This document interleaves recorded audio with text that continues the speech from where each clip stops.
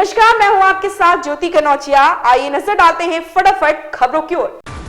राम भक्त रामलला के दरबार में दिल खोल कर दान कर रहे हैं। 23 जनवरी को लगातार भक्त उमड़ रहे हैं। राम मंदिर में बालक राम के सामने रखे 6 दान पात्रों में चढ़ावे की धनराशि की गिनती रविवार को रात आरती के बाद शुरू की गई, जो रात 2 बजे तक चली। एक पखवाड़े यानी 15 दिन में भक्तों ने रामलला को 1 करोड़ का चढ़ावा अर्पित किया है। रामलला के दान पात्र से बड़ी मात्रा में सोने चांदी के आभूषण भी मिले हैं। मंदिर खुलने के बाद पिछले 15 दिनों में रामलला के दरबार में 30 लाख से अधिक भक्त पहुंच चुके हैं। रोजाना औसतन 2 लाख भक्त रामलला के दरबार में हाजिरी लगा रहे हैं।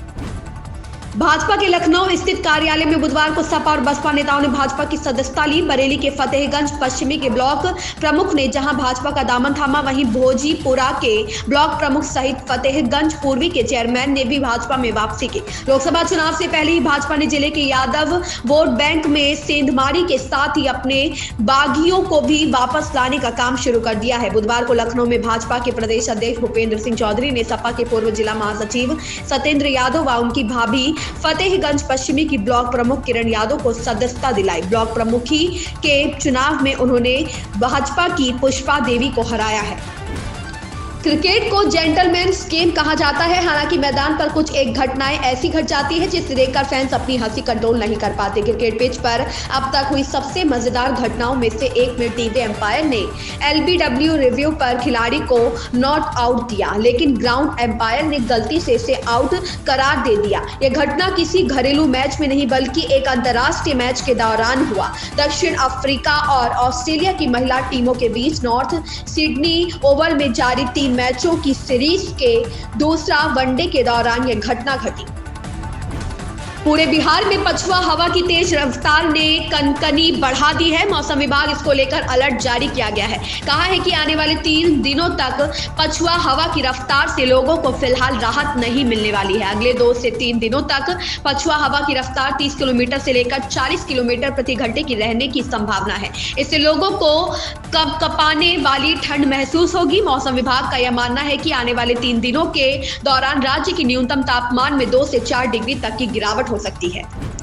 मुआवजा संबंधी मांगों को लेकर नोएडा प्राधिकरण के गेट पर धरना दे रहे किसान बृहस्पतिवार को दिल्ली कूच करेंगे। इसे देखते हुए यातायात पुलिस ने सेक्टर 6 उद्योग मार्ग पर वाहनों की आवाजाही आंशिक रूप प्रतिबंधित कर दी है। उद्योग मार्ग के अलावा रजनीगंधा से सेक्टर 15 मेट्रो स्टेशन, चिल्ला से sector 15 metro station, new Ashoknagar उद्योग मार्ग समेत अन्य मार्गों पर कुछ देर के लिए यातायात डायवर्जन लागू रहेगा। किसानों के विरोध मार्च को देखते हुए दिल्ली नोएडा चिल्ला बॉर्डर पर सुरक्षा बढ़ा दी गई है।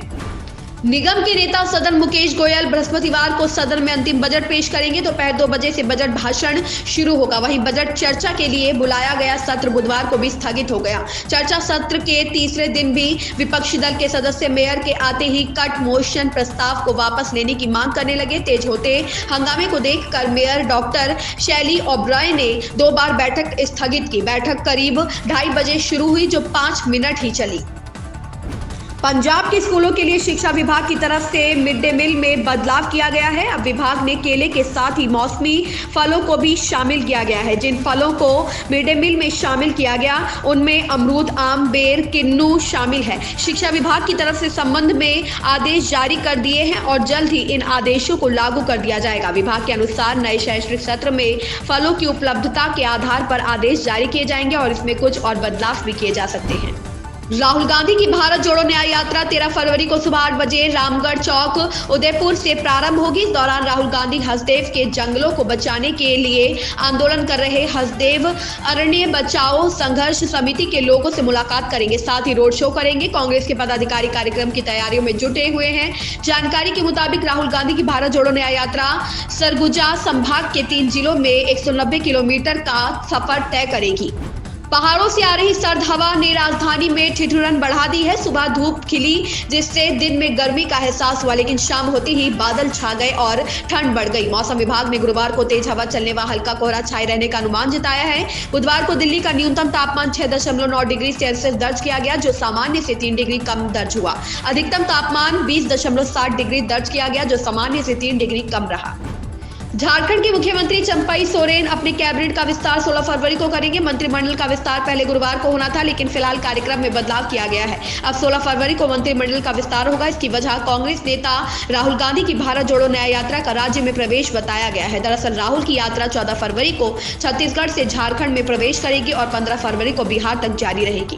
कांग्रेस नेता आलमगीर आलम ने बताया कि ऐसे में शपथ ग्रहण समारोह स्थगित कर दिया गया है। अब यह 16 फरवरी को अपराह्न 3 बजे होगा। इन खबरों में बस इतना ही। बने रहें हमारे साथ।